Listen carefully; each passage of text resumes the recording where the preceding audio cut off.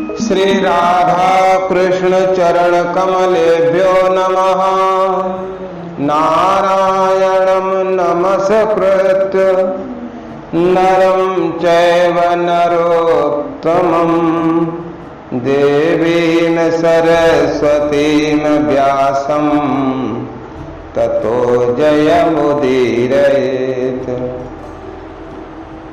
सच्चिदानन्दरूपाय विश्वोत्पत्त्यादिहेतवे तापत्रय विनाशाय श्रीकृष्णाय वयं नमः। श्रीमद्भागवत महापुराण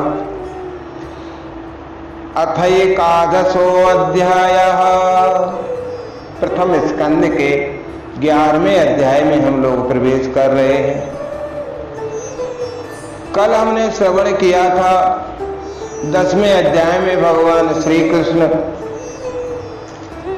हस्तिनापुर से द्वारकापुरी के लिए चल दिए। राजोचित रूप से उनकी वहां विदाई हुई और आज भगवान द्वारकापुरी में प्रवेश करेंगे और वहां पर उनको एक महाराजा के समान स्वागत किया जाएगा। सूत उवाच अनारतान सौपव्रज सौवृद्धा जनपदान सुकान दधमौ दरबरम तेषां विषादम समयन। श्री सूत जी कहते हैं श्री कृष्ण ने अपने समृद्ध अनाथ देश में पहुंचकर वहां के लोगों की विरह वेदना बहुत कुछ शांत करते हुए फिर उन्होंने अपना श्रेष्ठ 5 जन नामक शंख बजाया। ये प्रतीक था कि हम आ गए। स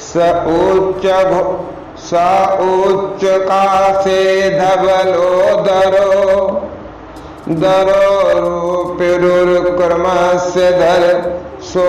सोड़िमा दाद्यमायमान कर कंज संपुटे दाधमायमान कर कंज संपुटे यथाब्ज संडे कलहंस उत्सुनः। भगवान के ओठों की लाली से लाल हुआ वो श्वेत वर्ण का शंख बजते समय उनके कर कमलों में ऐसा शोभायमान हुआ जैसे लाल रंग के कमलों पर बैठकर कोई राजहंस उच्च सुर से मधुर गान कर रहा हो। ये उपमा कितनी सुंदर है। तम पुस्त्रत्य निनदम जगद भय भयावहम प्रत्युद्यो प्रजा सर्वा वर प्रदर्शन लालसा। भगवान शंख की वो ध्वनि संसार को भयभीत करने वाली है, भय को भयभीत करने वाली है। उसे सुनकर सारी प्रजा अपने स्वामी श्री कृष्ण के दर्शन की लालसा से नगर से बाहर निकल पड़ी। ततोपनीत बलयो रवेर दीप विमिवाद्रुता आत्मा रामम पूर्ण कामम निज लाभेन नित्यद। भगवान श्री कृष्ण कैसे हैं? आत्मा राम।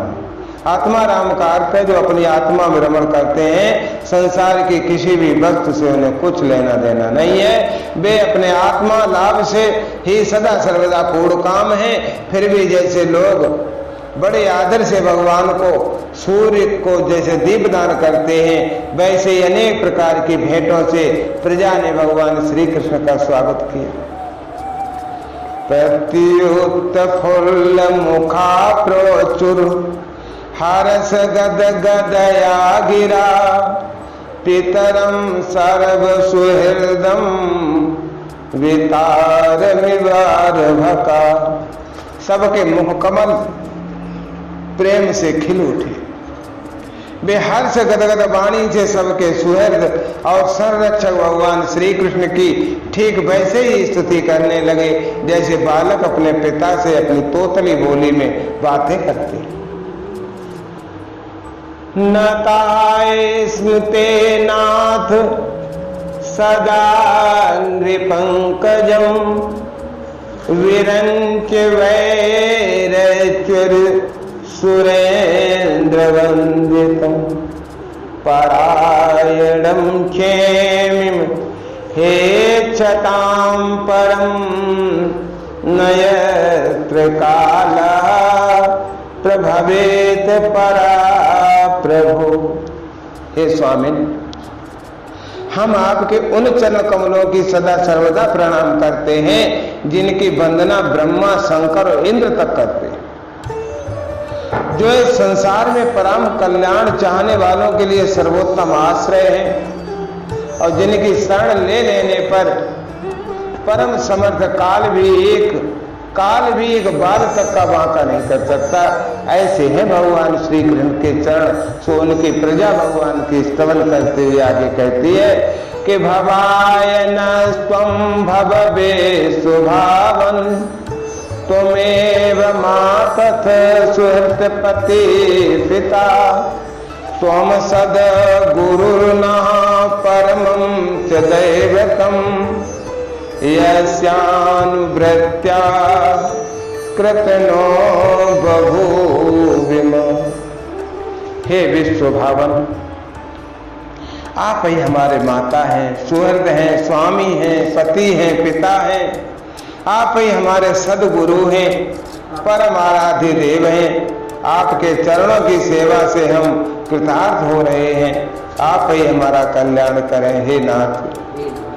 अहो सनाथा भवतायेष्म यद्वयम् त्रैवेष्टपानामपदूरदर्शनम् प्रेम स्मित स्निग्ध निरीक्षणाननम् पश्येम रूपं तव सर्व सौभगम्।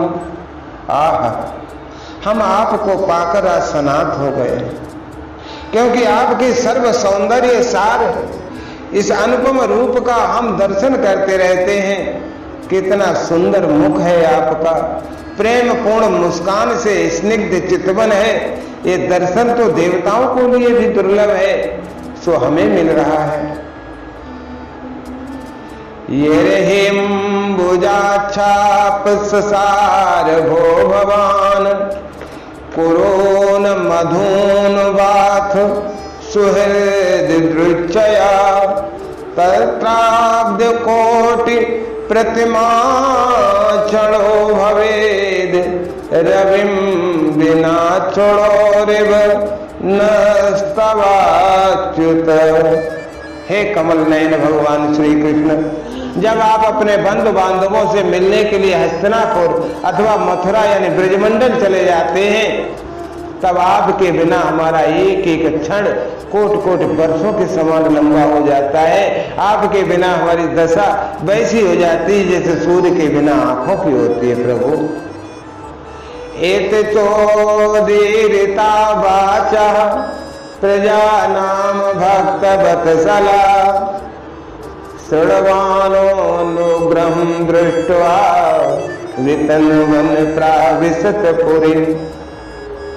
भक्त वत्सल भगवान श्री कृष्ण प्रजा के मुख से ऐसे वचन सुनते हुए अपनी कृपामयी दृष्टि से उन पर अनुग्रह करने की वृष्टि करते हुए द्वारिका में प्रविष्ट हुए। मधुभोज दसार हर कुकुरांधकवर विष्णवे आत्मतुल्य बलैर गुप्तां नागैर भोगवती मिव। जैसे नाग अपनी नगरी भोगवती अर्थात पातालपुरी की रक्षा करते हैं, वैसे ही भगवान की और द्वारिकापुरी भी मधु, भोज, दसार, अरह, कुकुर, अंधक और वृषणवंशी यादवों से जिनके पराक्रम की तुलना और किसी से भी नहीं की जा सकती थी, स्वच्छ थी। इतने वंश थे वहां, मधु, भोज, दसार, अरह, कुकुर, अंधक और वृषणवंशी।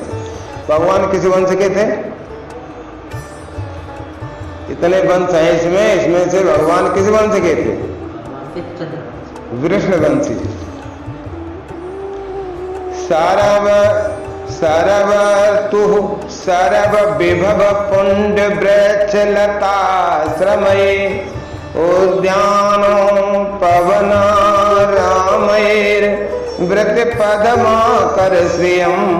और पूरे समस्त ऋतुओं के संपूर्ण वैभव से संपन्न एवं पवित्र वृक्षों तथा लताओं के कुंजों से युक्त थे। स्थान स्थान पर फलों से पूर्ण उद्यान, पुष्प वाटिकाएं, क्रीड़ा वन थे। बीच बीच में कमल युक्त सरोवर नगर की शोभा बढ़ा रहे थे। गोपुर द्वार मार्गेषु कृत कौतुक तोरणम चित्र ध्वज पताकार ग्रैरंता प्रतिहता तवपाम। नगर के फाटकों, महल के दरवाजों और सड़कों पर भगवान के स्वागतार्थ बंधन वाले लगाई गई थी। चारों ओर चित्र विचित्र ध्वजाएं पताकाएं फहरा रही थी, जिनसे उन स्थानों पर घाम का कोई प्रभाव नहीं पड़ता। सम्मार्जित महामार्ग रथ्यापणकचत्वरां सिक्तां गंध जलैरुक्तां फल पुष्पाक्षतयंकुरै। सम्मार्जित, सम्मार्जित माने झाड़ू लगाना। उसके राजमार्ग, अन्यान सड़कें, बाजार, चौक झाड़ बुहार करके सुगंधित जल से सींच दिए गए। भगवान के स्वागत के लिए बरसाए हुए फूल, फल, अक्षत, अंकुर चारों ओर बिखरे हुए थे। द्वार द्वार गृहणाम च दध्यक्षत फलेच्छुभे अलंकृताम पूर्ण कुंभैर बलिभिर्द्यूपदीपकै। घरों के प्रत्येक द्वार पर दही, अक्षत, फल, ईख, जल से भरे हुए कलश, उपहार की वस्तुएं और धूप दीपा सजा दिए गए।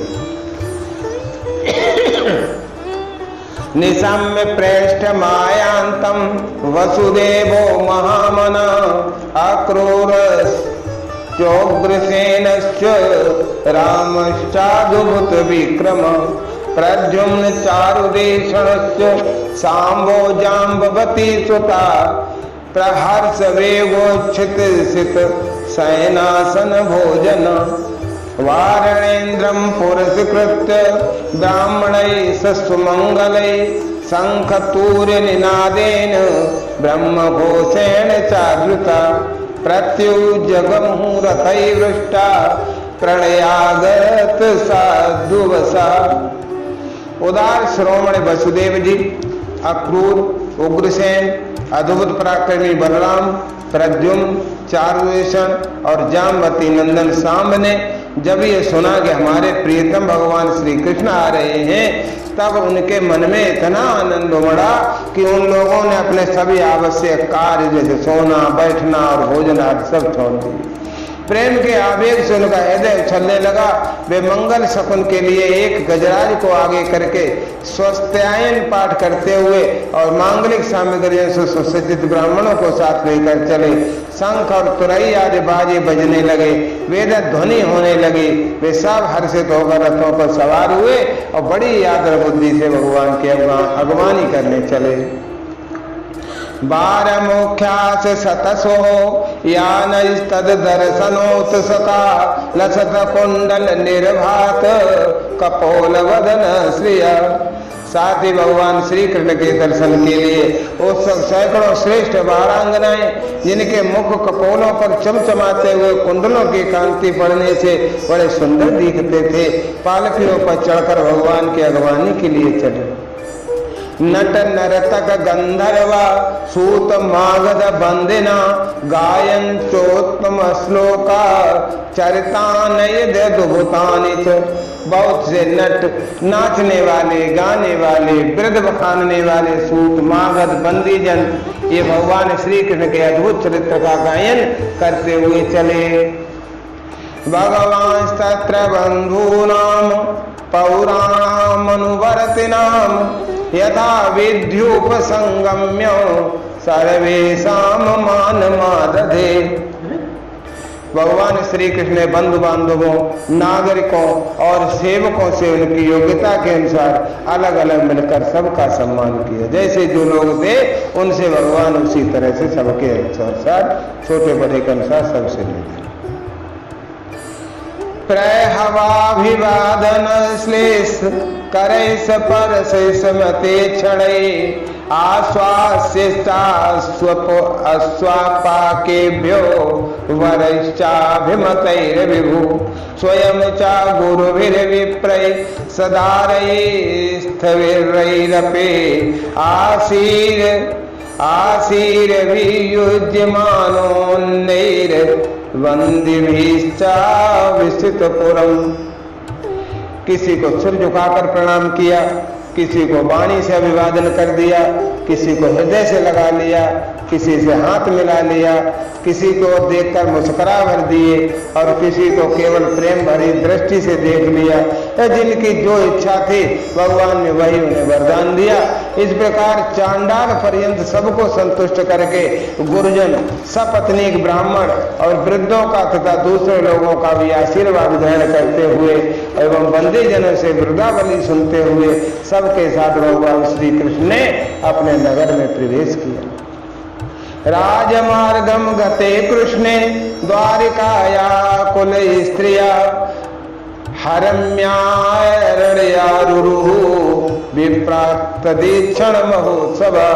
हे सौनक जी, जिस समय भगवान राजमार्ग से जा रहे थे उस समय द्वारका की कुल कामिनियां भगवान के दर्शन को ही परमानंद मानकर अपनी अपनी अटारियों पर चढ़ गईं और नित्यम निरीक्षमाणानाम यदप द्वारकौकसाम नैव तृप्यन्ते हीदृशा श्रेयो धामांगमच्युतम श्रेयो निवासो यस्योरः पानपात्रं मुखं दृशाम भावो लोकपालानां सारंगाणाम पदाम्बुजम। भगवान का वक्षस्थल मूर्तमान सौंदर्य लक्ष्मी का निवास स्थान है। उनका मुखारविंद नेत्रों के द्वारा पान करने के लिए सौंदर्य सुधा से भरा हुआ पात्र है। उनकी भुजाएं तो लोकपालों की भी शक्ति देने वाली हैं।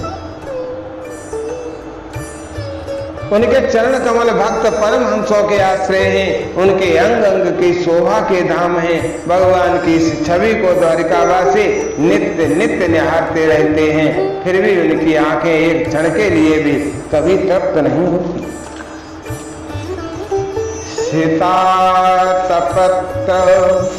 सीतातपत्र व्यजनैरुपसोपसकृतः प्रसून बरसैर्विवर्षिता पथे कृसंगवासा वनमालया बभौ घनौ यथारकोदुपचारैर्वैद्युतैः। द्वारिका के राजपथ पर भगवान श्री कृष्ण के ऊपर श्वेत वर्ण का छत्र तना हुआ था। श्वेत चमन डुलाए जा रहे थे। चारों ओर से पुष्पों की वर्षा हो रही थी। वे पीतांबर और वनमाला धारण किए हुए थे। इस समय वे ऐसे शोभायमान हुए मानो श्याम मेघ एक ही साथ सूर्य, चंद्रमा, इंद्रधनुष और बिजली से शोभायमान हो रहा। प्रवेष्टतु गृहं पित्रो परशुवक्ता स्वामातृवे ववंदे शिरसा सप्त देवकी प्रमुखा मुदा तापुत्रमंकमारोप्य इसने सुनत पयोधरा हर्ष विहवलितात्मना सिंचुरु नेत्र जैर जलहि। अब देखो अजीब लीला हो रही है। भगवान सबसे पहले अपने कहाँ गए? माता पिता के महल में गए। वहां उन्होंने बड़े आनंद से क्या देखा कि देवकी और वसुदेव जी की जो और 6 पत्नियां थी अर्थात 7, तो देवकी आदि 7 माताओं को चरणों पर सिर रखकर प्रणाम किया और माताओं ने उन्हें अपने हृदय से लगाकर गोद में बैठा दिया। माताओं का इतना स्नेह उमड़ा कि स्नेह के कारण उनके स्तनों से दूध की धारा बह गई। उनका हृदय हर्ष से विह्वल हो गया और वे आनंद के आंसुओं से उनका अभिषेक करें। अथा विशद स्वभवनम सर्व काम मनुत्तमम प्रासादाय पत्नीनाम सहस्राणि च षोडश। माताओं से आज्ञा लेकर वे अपने समस्त भोग सामग्रियों से संपन्न सर्वश्रेष्ठ भवन में गए। उसमें उन्होंने उनकी 16,000 पत्नियों के अलग अलग महल, सबके अलग। पत्न्या पतिं प्रोष्य ग्रहानुपागतम विलोक संजातम संजात मनो महोत्सव उत्तरस्तुरात सहसा सनाशयात साकं व्रतैर्व्रीडित लोचनानना। भगवान सबके महल में एक साथ प्रवेश किए। 16,008 रूप बनाए और सबके महलों में भगवान एक साथ प्रवेश किया। कोई पत्नी ने ये नहीं समझा कि हमारे यहाँ पहले की बात है, सबके साथ। अपने प्राणनाथ भगवान श्री कृष्ण को बहुत दिन बाहर रहने के बाद घर आया, देखा तो रानी के हृदय में बड़ा आनंद हुआ। उन्हें अपने निकट देखकर वे एकाएक ध्यान छोड़कर उठ खड़ी हुई। उन्होंने केवल आसन को ही नहीं बल्कि उन नियमों को भी त्याग दिया जिन्हें उन्होंने पति प्रवासी होने पर ग्रहण किया था। ऐसा नियम है जिसका पति परदेश चला जाए वह पत्नी कुछ नियम धारण करे। उस समय उनके मुख और नेत्रों में लज्जा छा गई। क्या नियम है जिसका पति परदेश में? सुन लो। जिस स्त्री का पति विदेश गया हो या घर से बाहर गया हो उसे इन नियमों का पालन करना चाहिए। क्रीडाम शरीर संस्कारम समोजात स्वर दर्शनम हास्यम परग्रहेयानम त्यजेत प्रोसित भरत का। समझो, जिसका पति नौकरी करने गया हो, जिसका पति परदेश गया हो, उस स्त्री को खेल कूद नहीं करनी चाहिए, श्रृंगार धारण नहीं करना चाहिए, सामाजिक उत्सवों में भाग लेना नहीं चाहिए, हंसी मजाक करना नहीं चाहिए और पराए घर नहीं जाना चाहिए। इन 5 कामों को त्याग देना चाहिए। ऐसा ये जिबाल की स्मृति में लिखा।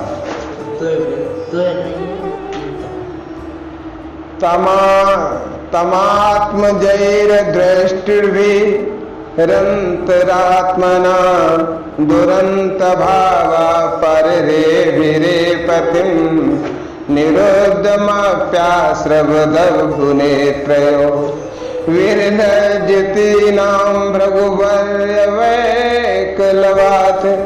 भगवान के प्रति उनका भाव बड़ा ही गंभीर था। उन्होंने पहले मन ही मन फिर नेत्रों के द्वारा तत्पश्चात पुत्रों के बहाने शरीर से उनका आलिंगन किया। सौनक जी उस समय उनके नेत्रों में जो प्रेम के आंसू छलक आए थे उन्हें संकोच बन उन्होंने बहुत रोका, फिर भी व्यवस्था के कारण वे आखिर को ढोलक ही पड़े।